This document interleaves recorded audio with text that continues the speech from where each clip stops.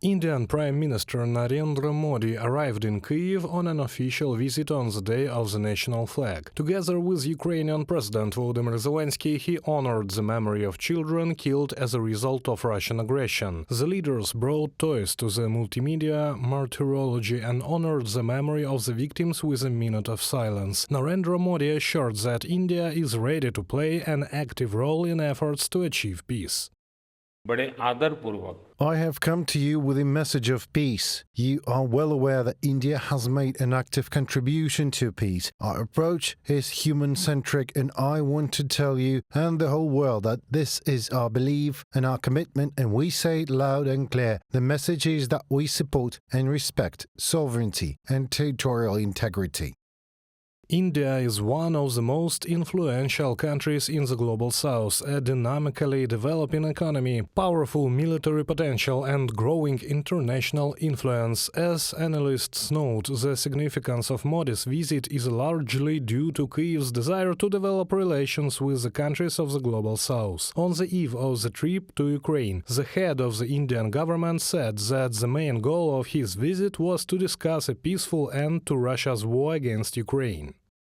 If there is any, we are ready to do everything we can because we really believe that the continuation of this conflict is terrible, obviously, for Ukraine itself and for the whole world. At the meeting, the leaders agreed on 4 documents. They concern cooperation in the medical, agricultural, humanitarian and cultural spheres. In addition, a joint statement on building a strategic partnership, trade and military technical cooperation between Ukraine and India has been prepared, Volodymyr Zelenskyy said. India is also involved in our work on the peace formula. It was represented at the peace summit, and we are working in the relevant groups according to the peace formula. All this adds to our optimism, and it is important that as many global actors as possible clearly express their position on the fundamental norms of international law.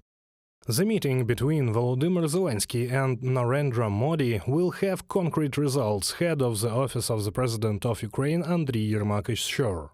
India, as one of the key countries in the world, consistently advocates for peaceful resolution of conflicts. Its interests fully coincide with those of Ukraine in the desire to stabilize the global security system. Andrii Yermak, head of the Office of the President of Ukraine, on Telegram.